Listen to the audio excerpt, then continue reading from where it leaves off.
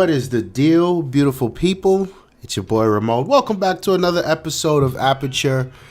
And this is an interesting topic I thought I should definitely share with you guys. So I put this on the Christmas list, and it's not quite Christmas. And I received my gift from the lady. This is an Olympus OMD EM10 Mark II, and that is a mouthful.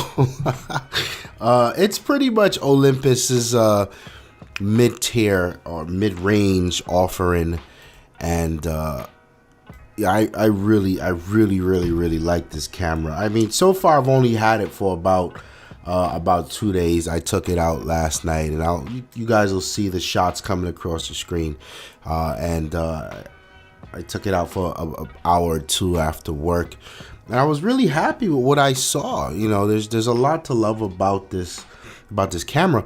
But before I get into it, I want to lay the groundwork in what the motivation was to request or to actually want a tool like this.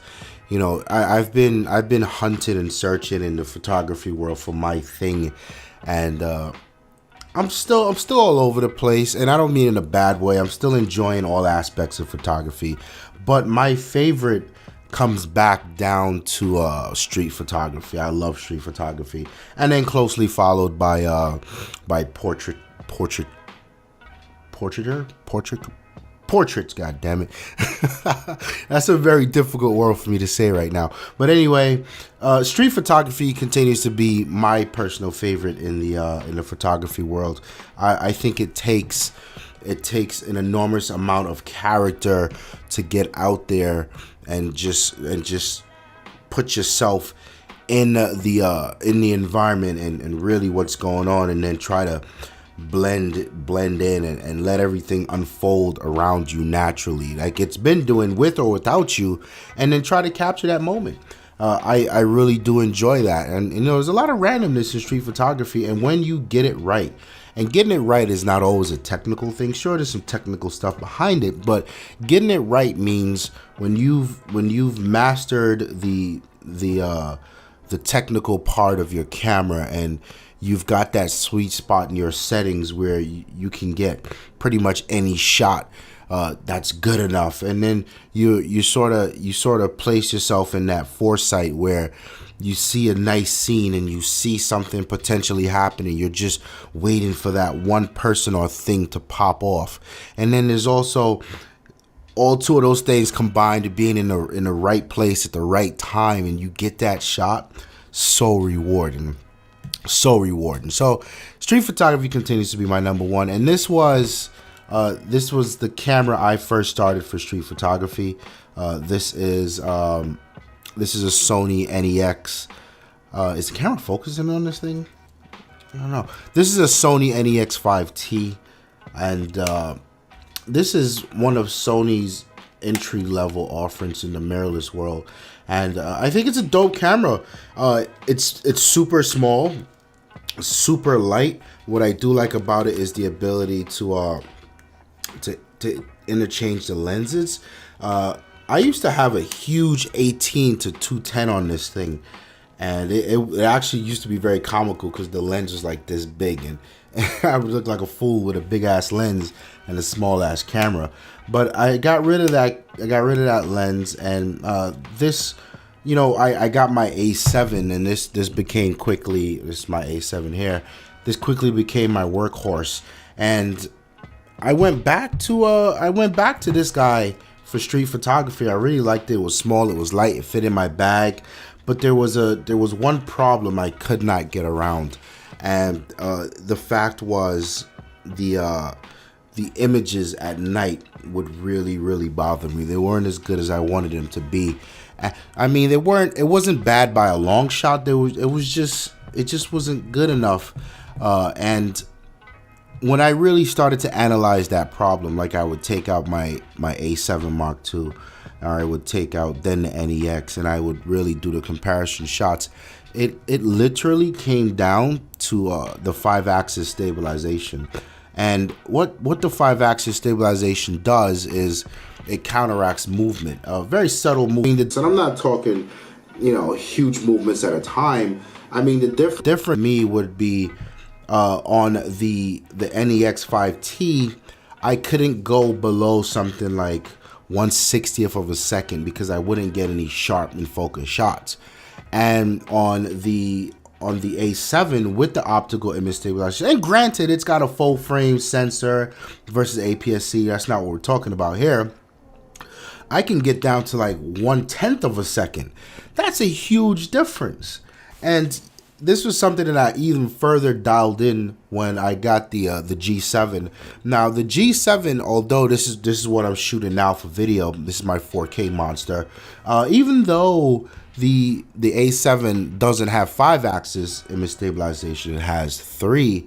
I was able to get fairly low, like I would say 1/150th of a second. So it was very clear to me that the tool that I really needed to get my street photography done the way I wanted it to be done was a small lightweight camera with 5-axis stabilization.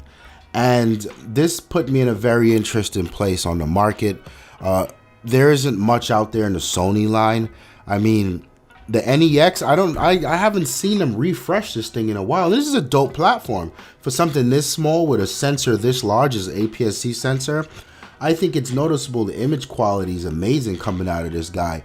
If you were to get some sharp lenses on the NEX, my God, you'd get some killer pictures. And then from the NEX, which I haven't seen in a while, so that was out of the gate for me.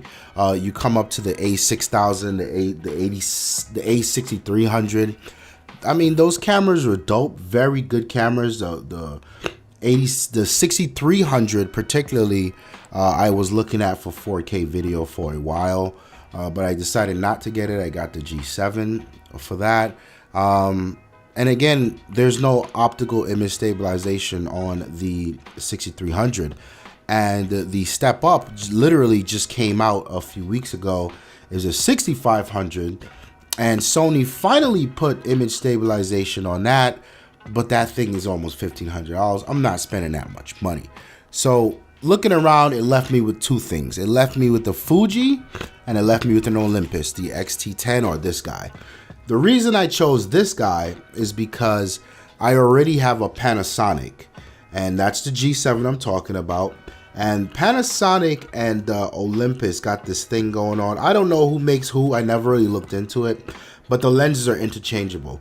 So it'd be a huge benefit for me to buy a camera that I can have those lenses work in both ecosystems. So ultimately, that's why I went with the Olympus.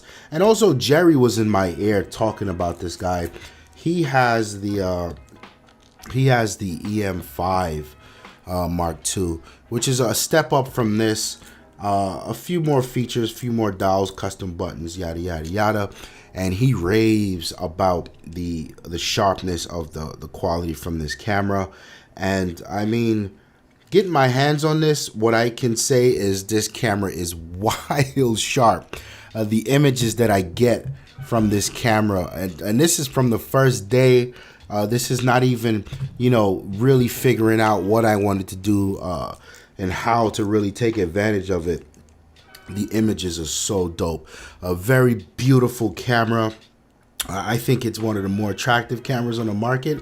This color combination is, man, I just looking at this thing makes you want to get out and go shoot. I do like the feel of it. It is a metal body, so for something this small, and if you look at the size comparison, it's almost as small as the NEX, just a little bigger,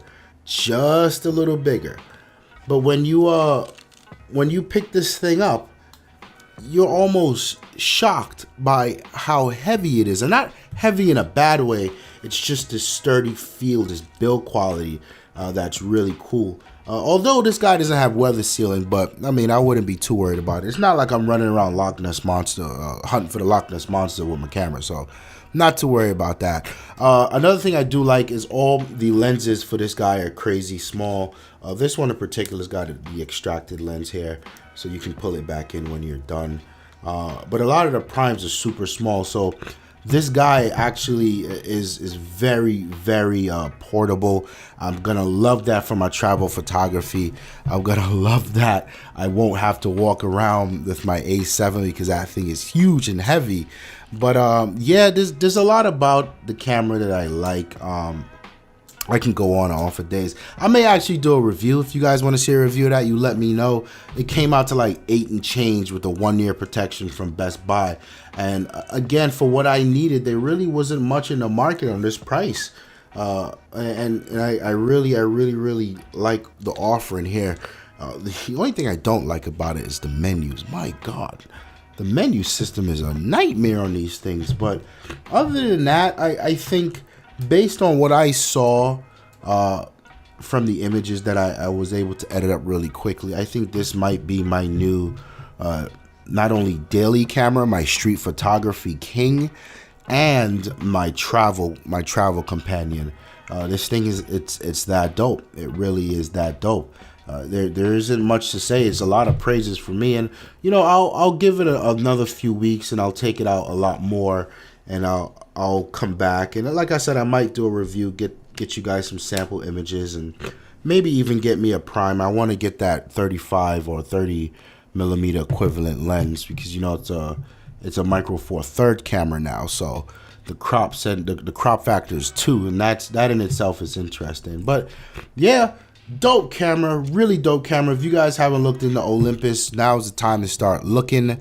I have been a big Sony fanboy, still am a big Sony fanboy. I love Sony's cameras, but this is also another great offering.